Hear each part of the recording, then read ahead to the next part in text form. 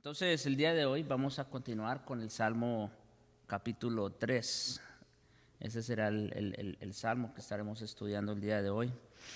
Eh, Ahí en la Biblia ustedes pueden ver el subtítulo que dice Oración matutina de confianza en Dios. El término matutino más que nada creemos que está en relación con el versículo 5, cuando dice, yo me acosté y dormí y desperté porque Jehová me sustentaba. Entonces se supone que esta fue una oración hecha, vamos a decir, en horas de la mañana, ¿no? Pero bueno, independientemente, ahora sí, como dice, de la hora del día, lo que sí es cierto es que esta es una oración de confianza en Dios. De eso sí estamos seguros. Y como dice ahí también, ustedes pueden ver en sus Biblias también, este es un salmo de David cuando huía delante de Absalón, su hijo. Yo creo que aquí todos, si no todos, la mayoría conocemos la historia cuando Absalón, su hijo, pues logró reunir un buen grupo de gente, bastantes hombres a su favor. Y entonces, pues David, la verdad, sí, tuvo temor, salió de Jerusalén y bueno, huyendo de su propio hijo, ¿no? Nosotros, bueno, no solo nosotros, David mismo de alguna manera sabía que todo esto en parte también era consecuencia de su pecado, ¿no? Dios le había dicho eso, le había hablado acerca de algunas de las consecuencias que iba a sufrir y una de ellas era esta. Bueno, entonces eso así muy general para ponerlos en contexto. Entonces vamos a ver en este salmo 4 cosas acerca de esta oración de confianza. Por un lado, vemos como quien dice, cómo las cosas se pueden poner peores, ¿verdad? O se multiplican los enemigos, como dice el texto. Luego veremos el clamor a Dios, luego veremos el descanso en Dios y por último, cómo Dios da la victoria. Entonces, en primer lugar, vemos, bueno, a la luz de los primeros dos versículos, cómo se multiplican los enemigos. Dice versículo 1 y 2, oh Jehová, ¿cuánto se han multiplicado mis adversarios? ¿Ven la palabra allí? ¿Cuánto se han multiplicado mis adversarios? Bueno, nosotros también sabemos cómo David se la pasó huyendo durante en diferentes ocasiones. Antes de ser rey también él estaba huyendo, ¿recuerdan? De Saúl. También se la pasaba en las cuevas, en las cavernas, en el desierto, etc. Así que bueno, ciertamente David tuvo muchos adversarios.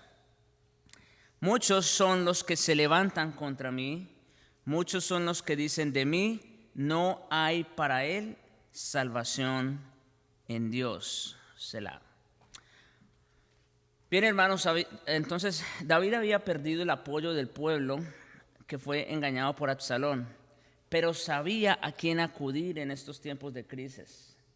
Muchos dicen, muestra que otros trataron de hacerle dudar. Cuando dice muchos dicen no hay para él salvación, ¿verdad? Quiere decir que de alguna manera, y seguramente, imagínense ustedes en ese contexto, David huyendo y las cosas como estaban, muchos seguramente estaban desanimando a David y dijeron, esta vez iba a estar muy difícil, seguramente. Tratando de hacerle dudar. Pues la crisis realmente era una circunstancia o una consecuencia del pecado de David. Seguramente muchos también en ese momento le estaban recordando su pecado, no sabemos. Sin embargo, ya estaba en buena relación con Dios y supo confiar en Él, porque si bien es cierto que él iba a sufrir consecuencias por su pecado, Dios también le aseguró el perdón, ¿no es cierto? ¿Recuerdan cuando Dios le envió a Natán y le dice, he aquí tu pecado ha sido remitido. Así que, otra vez, las consecuencias no se hacen esperar, pero ya estaba en buena relación con Dios y supo confiar en Él. Y bueno, ahí, como siempre, yo pongo ahí los textos, no quiere decir que los vamos a ver todos por causa del tiempo, pero básicamente los textos que tenemos ahí de 2 de Samuel 15 y 17, otra vez, tienen que ver con lo que ya he estado hablando en estos minutos, ¿no? De cómo Salomón logró reunir tanta gente. Incluso tuvo a su favor a Ahitofel, consejero del rey, ¿ustedes recuerdan? Por un tiempo Ahitofel también fue su aliado, y Husai también, que estaba con David, y David lo regresó a Jerusalén. Y entonces Husai también, vamos a decir, se fue del lado de Salomón, de Absalón. Entonces, bueno, el caso es que definitivamente se habían multiplicado los adversarios para David. Y como dice ahí, parecía no tener una salida, o por lo menos no era lo que se veía en el horizonte. Selah, aquí rápidamente un comentario, porque de hecho aquí en este salmo aparecen como 2 o 3 veces esa palabra. Es una instrucción musical, probablemente significa un interludio o aumento de volumen en los instrumentos. Y también normalmente se usa, bueno, ahora sí como hablando en términos musicales, ¿no? Cuando estamos cantando un himno y de repente hay una pausa en las voces, ¿qué es la idea? Que haya vamos a decir, una meditación, ¿no? De lo que se está cantando, Así que básicamente esa es la idea con la palabra Selah. Es como un interludio musical para que las personas mediten en lo que se está cantando. Nosotros sabemos, estos salmos, por eso es el nombre de salmos, ¿no? Eran composiciones que ciertamente el pueblo de Israel cantaba. Muy bien, solamente quería hacer esa aclaración en cuanto a esa palabra que, bueno, no solo aquí, sino en muchos salmos ustedes la van a encontrar. Ahora, cuando vemos esto aquí, que dice, muchos son mis adversarios, muchos son los que se levantan contra mí, los que dicen no hay para salvación, también yo creo que esto nos debe llevar a pensar a lo que le ocurrió precisamente a nuestro bendito Salvador, ¿no es cierto? Sí, porque, por ejemplo, ahí tenemos la cita en Mateo 27, donde el Señor Jesús está agonizando. Esa es otra cita. Este de Mateo 27 es cuando Él ya está en la cruz y muchos se burlan de Él. Y dice, a otro salvó, sálvese a sí mismo, ¿verdad? Y también incluso los ladrones que estaban, o sea, los malhechores que estaban a su lado también hacían de Él burla. Así que básicamente tenemos ahí una imagen, un retrato de lo que Cristo en cierta manera pudo haber experimentado allí en la cruz. Muchos fueron los que le injuriaron, muchos fueron los que le vituperaron, muchos fueron los que se burlaron en su momento. Y como dijo, como ellos dijeron haciendo burla de Él, a otros levantó, o a otros sanó, o a otros porque no se puede bajar Él mismo de la cruz. O bájese si es Dios como Él dice que es. Eso también, hermanos, en cierta medida lo experimentó nuestro Señor Jesucristo. Como ustedes ven, y casi siempre conforme vamos avanzando en los salmos, primero vemos esto, ¿verdad? Tratamos de entender las palabras en el contexto inmediato, como debe ser. Vemos también si hay alguna alusión a Cristo, eso también es importante saberlo, y también pues obviamente si hay alguna lección. No siempre, eso lo tenemos claro, no siempre hay alusiones directas a Cristo, ¿verdad? Entonces, pero como las vemos, pues conforme las hayan, vamos a irlas viendo. Bien, hermanos, luego seguimos al segundo punto. Entonces, el primero es que los adversarios se multiplicaron, ¿verdad? Tanto en David, en primera instancia, vimos también en el caso del Señor. Bueno, incluso podemos decir lo mismo de nosotros hasta cierto punto, ¿no? Pero bueno, avancemos al segundo punto, el clamor a Dios. Como se dijo, aunque David sabía que eso era consecuencia de su pecado, sin embargo, él ya estaba en una relación con Dios. Ya su situación con él había cambiado. Hermanos, esto es, en realidad, yo creo que esto debe ser alentador para todo creyente. El hecho de saber que aún si hay pecado en nosotros o estamos sufriendo consecuencias por nuestro pecado, pero si estamos seguros de nuestra relación con el Señor, podemos tener confianza en Él. Este es el punto. Porque los impíos no tienen ninguna esperanza. Ellos buscan, ellos también claman, vamos a decir. El problema es que nadie los oye. Ellos no tienen quien los oiga. El creyente, el Hijo de Dios, sí. El Hijo de Dios sí. Como digo, aun cuando a veces las cosas no parezcan ir bien. Y entonces es lo que vemos aquí en David. Vemos el clamor a Dios, versículos 3 y 4. Mas tú, Jehová, eres escudo alrededor de mí. Imagínense con qué confianza podía orar David al Señor. ¿Ven? Y como les dije, él no estaba ignorante de su pecado, él no estaba ignorante de las consecuencias del mismo, no, pero tenía confianza.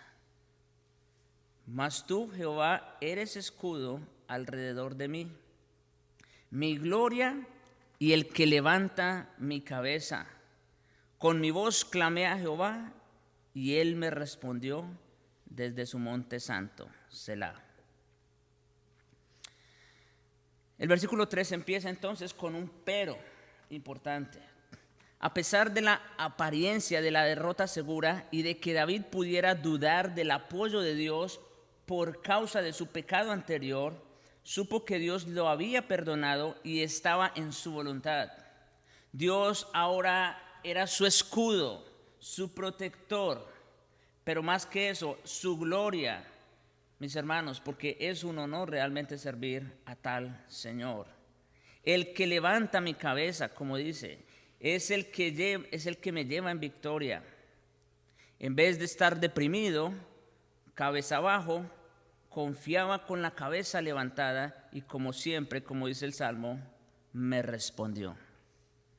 Me respondió. O sea, qué bueno, hermanos, es saber que contamos con un Dios y Padre como este. Que dicho sea de paso, y esa es otra verdad, que los santos del Antiguo Testamento tampoco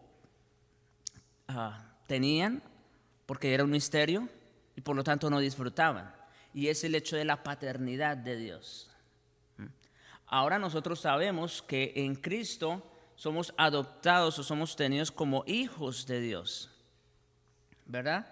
Entonces, hay una confianza. El Señor Jesucristo nos enseña a orar Padre nuestro, ¿verdad?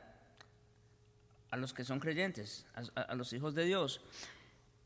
Bueno, aunque David quizá no tenía ese conocimiento, no estaba al tanto de esta verdad, pero por lo menos sí estaba seguro de que Dios escuchaba su clamor. Porque dice, con mi voz clamé a Jehová, ¿y qué pasó? Él me respondió desde su monte santo. Otra vez, qué bueno, hermanos, es saber que contamos con un Dios y Padre que nos oye. aun cuando haya pecado, ¿sí? Porque precisamente si pecamos, ¿qué es lo que debemos hacer? Venir y confesar nuestro pecado. El que confiesa el pecado, ¿qué dice? Alcanzará misericordia. Así que en todo momento, hermanos, independientemente de las circunstancias, tenemos donde refugiarnos. Aquí tenemos algunos versículos en Jeremías 29, Mateo 7. Bueno, nomás para revisar un momentito ese texto de Mateo 7, que creo que es interesante. Mateo 7, versículos 7 y 8. Ya lo vimos ahí cuando hablamos de la oración del Padre Nuestro, porque precisamente ese es el contexto. Dice en Mateo 7, y orando no uséis vanas repeticiones como los gentiles que piensan que por su palabrería serán oídos. No, estoy en Mateo 6, perdón. Mateo 7. Pedid. Fíjense, no me he dado cuenta hasta ahora. Mateo 6, 7 y Mateo 7, 7, los dos hablan de la oración. Pero bueno, el texto que quiero resaltar aquí es Mateo 7, 7. Dice, pedid y se os dará, porque estamos hablando de confianza. Pedid y se os dará, buscad y hallaréis, llamad y se os abrirá. Porque todo aquel que pide recibe, y el que busca halla, y el que llama se le abrirá. O como dice Santiago, pidan, pero pidan bien, no para gastar en vuestros deleites. Siempre y cuando eso sea así, tenemos la confianza y la certeza, hermanos, de que Dios nos oye, de que Dios nos escucha. Lo mismo tenemos en Santiago 5, versículos 13 y 15, cuando dice allá, ¿está alguno alegre entre vosotros? Cante alabanzas. ¿Está alguno enfermo? Oren por él. Y bueno, es igualmente un estímulo para la oración, cualquiera sea la circunstancia. Y mis hermanos, en cierta manera, eso es lo que nos reúne los miércoles. Siempre tenemos motivos de oración.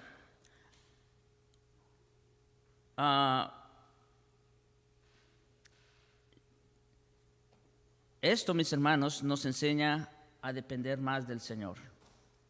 Porque sea cual sea nuestra circunstancia, siempre dependemos o necesitamos del Señor. Esto nos humilla a nosotros porque esto mata nuestra autoconfianza, nuestra autosuficiencia, ¿sí? Cuando queremos vivir nuestras vidas independientemente de Dios, eso en sí es un acto de rebeldía contra Dios. Y Dios no quiere eso. Dios quiere que confiemos y que dependamos de Él. Y tenemos, como acabamos de ver en el texto, en el Salmo, etcétera, o en cualquiera de estos textos que están aquí, tenemos esa confianza de que si pedimos con fe, Él nos lo dará. Como dice el mismo texto de Mateo, ¿qué hombre hay de vosotros que si su hijo le pide pan le dará una piedra, o si le pide un pescado le dará una serpiente? Pues si vosotros siendo malos sabéis dar buenas dádivas a vuestros hijos, ¿cuánto más vuestro Padre que está en los cielos dará buenas cosas a los que se la pidan?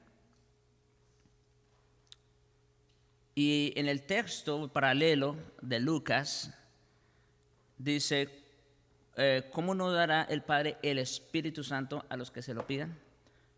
¿Qué es lo que más necesita un creyente, hermanos, para vivir esta vida? El Espíritu Santo. El Espíritu Santo. Sin Él estamos perdidos. Sin Él no sabemos qué hacer. Sin Él ni siquiera sabremos qué pedir, como dice Pablo en Romanos 8. Bueno, entonces ya vimos cómo se multiplicaron los adversarios, ya vimos el clamor a Dios, como David clama a Dios en las circunstancias, pero no solo clama a Dios, sino que en realidad encuentra alivio reposo en Dios, versículos 5 y 6. Yo me acosté y dormí.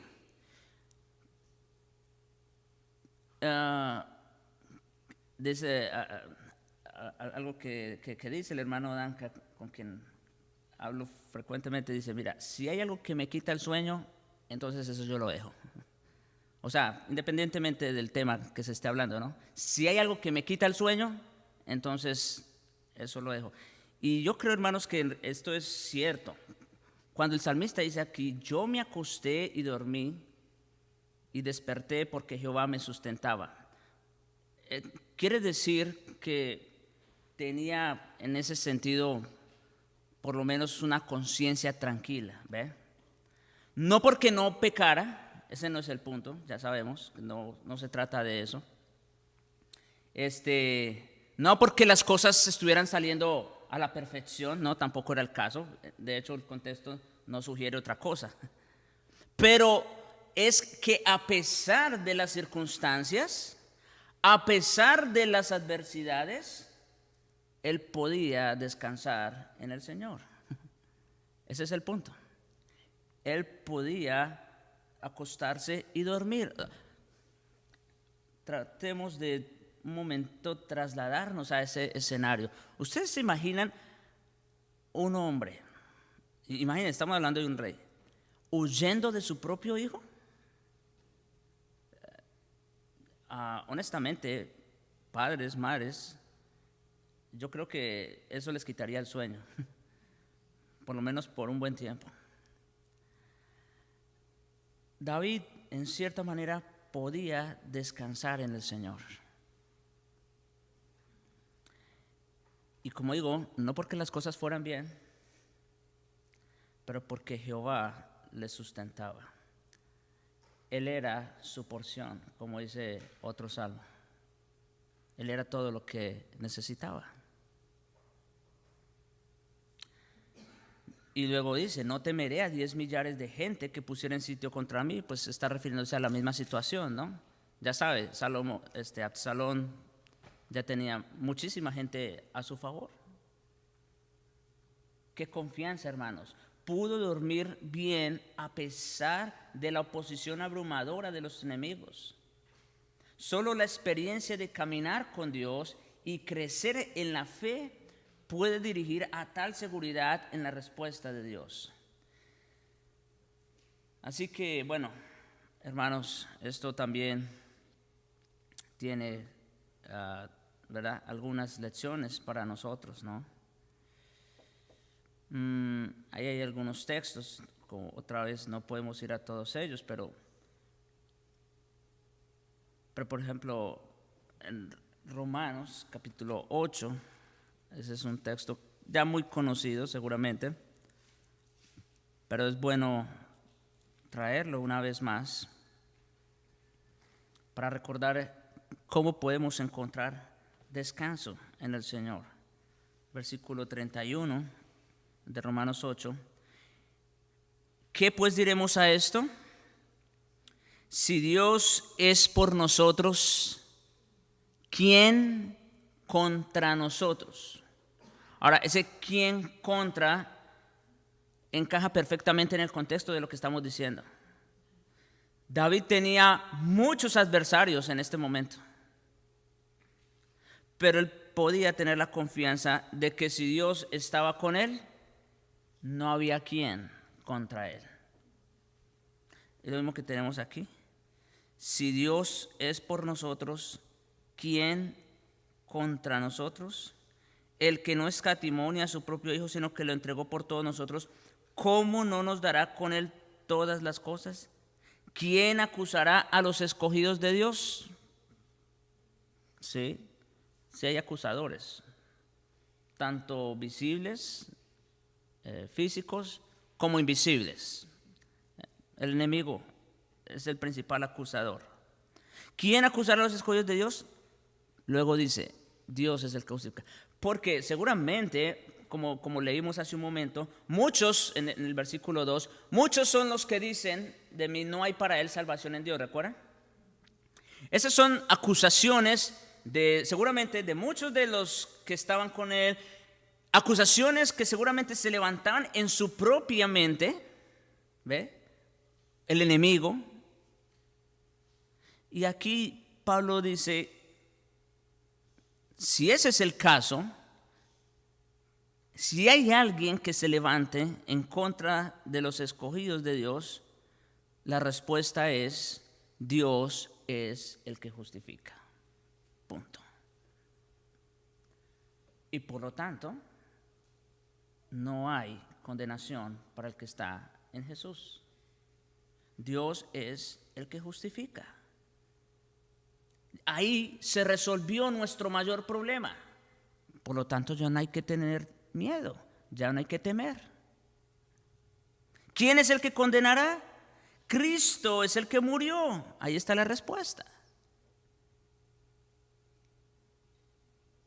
Más aún el que también resucitó, que además está a la diestra de Dios y el que intercede también por nosotros. Cristo sigue actuando, sigue intercediendo a nuestro favor. Tenemos esa confianza también, esa garantía. Ok, entonces ya vimos cómo se multiplican los adversarios, ya vimos el clamor a Dios en medio de esa circunstancia, vimos cómo podía descansar en Dios, clama a Dios, descansa en Dios, noten que hay como una progresión, y por último, tenía la confianza de que Dios daba la victoria. Versículos 7 y 8. Levántate, Jehová, sálvame, Dios mío, porque tú heriste a todos mis enemigos en la mejilla, los dientes de los perversos quebrantaste.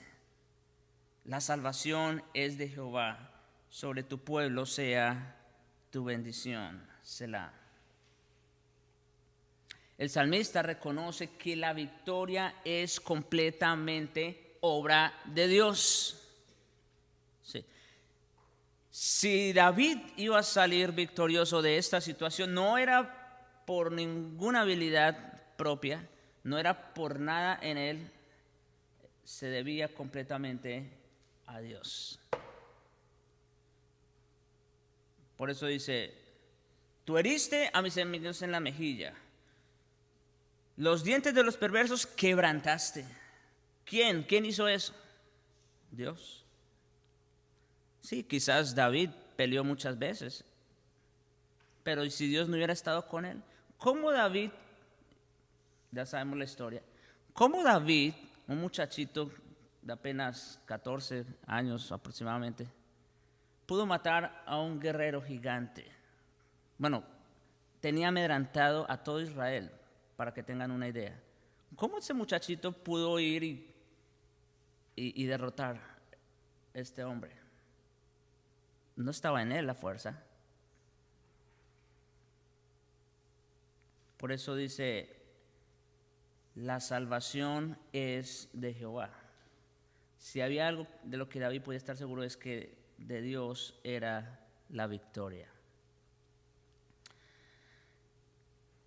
Tu pueblo indica que la oración no es egoísta, vamos a decir. David tiene en mente el bien del pueblo de Dios. Cuando dice, la salvación es de Jehová, sobre tu pueblo sea tu bendición, es que de alguna manera el beneficio que él fuera a recibir no era personal en sí, sino que en realidad iba a ser un beneficio a favor de todo el pueblo. Pues imagínense, el rey de Israel huyendo, ¿qué representaría para Israel la salvación de David? Pues la salvación de todo el Israel, precisamente. Es lo que dice, o lo que está sugiriendo el texto. Sobre tu pueblo sea tu bendición. En los salmos, el salmista siempre está seguro de que Dios escucha y contesta. Estas palabras, hermanos, cuando dice la salvación es de Jehová, ¿a quién más le recuerdan? A ver, un pequeño quiz aquí. ¿Alguien recuerda de alguien más haber dicho esas palabras? ¿No? Ahí está la clave. Jonás. en el vientre del pez. Él reconoció también esa verdad. La salvación es de Jehová. En el libro de los Hechos tenemos lo mismo, porque no hay otro nombre bajo el cielo dado a los hombres en que podamos ser salvos.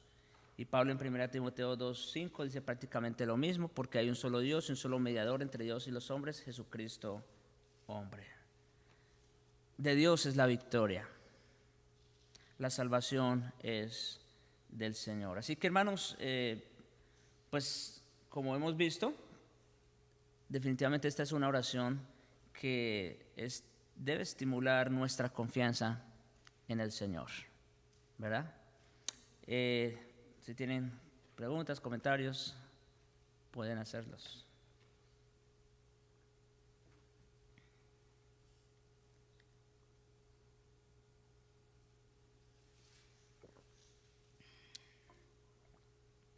¿Todo claro? ¿O no se entendió? Nada. Bueno.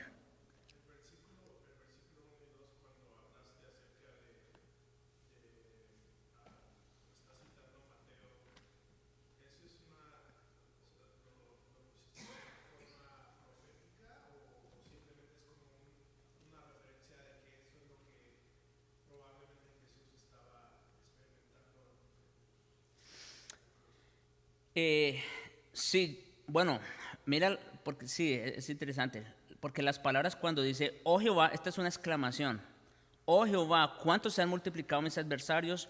Muchos son los que se levantan contra mí y muchos son los que dicen de mí, no hay para él salvación en Dios. Como les dije, obviamente en primer lugar, David, ya sabemos el contexto, pero leer estas palabras, hermano, inmediatamente nos lleva a pensar en el momento de Cristo, en su cruz, ¿verdad? Vamos a decir, no podemos decir 100% que esta es una profecía directa a Cristo, ¿verdad?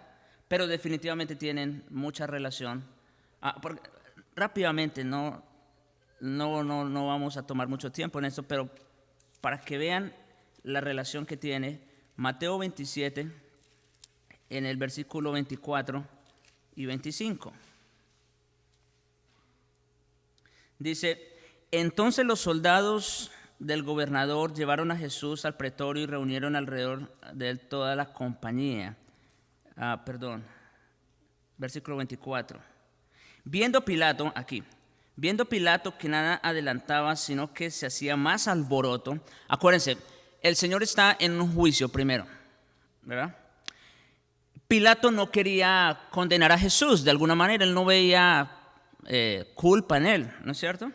Entonces, pero viendo Pilato que nada adelantaba, sino que se hacía más alboroto, acuérdense, para entonces el pueblo ya había sido fuertemente influenciado por los sacerdotes, ¿verdad? Entonces, vuelvo y repito. Viendo Pilato que nada adelantaba, sino que se hacía más alboroto, tomó agua y se lavó las manos delante del pueblo, diciendo, inocente soy de la sangre de este justo, allá vosotros. Y respondiendo todo el pueblo, ¿ven? Ya no estamos hablando solamente de los altos mandos, como Herodes, Pilato o sumo sacerdote, pero estamos hablando de todo el pueblo. ¿Qué dice? Dijo, su sangre sea sobre nosotros y sobre nuestros hijos. En ese momento, todo el pueblo de Israel se convirtió en enemigo de Jesús. Y luego, versículos 39, dice, y los que pasaban, ahí ya Cristo está colgado en la cruz, y los que pasaban le injuriaban meneando la cabeza y diciendo, tú que derribas el templo y en 3 días lo reedificas, ya saben, están burlándose, ¿no? Sálvate a ti mismo, si eres hijo de Dios, y desciende de esa cruz. De esta manera también los principales sacerdotes, escarneciéndole con los escribas y fariseos y los ancianos, decían, a otros salvó, a sí mismo no se puede salvar. Si es el Rey de los judíos, descienda ahora de la cruz y creeremos en él. Confío en Dios, miren, líbrele ahora si le quiere, porque ha dicho, soy hijo de Dios. Y lo mismo le injuriaban también los ladrones que estaban crucificados con él. Esas palabras, ven, que tenemos allá y estas que tenemos aquí en el Salmo son muy idénticas, son muy parecidas. No sé si responde eso la.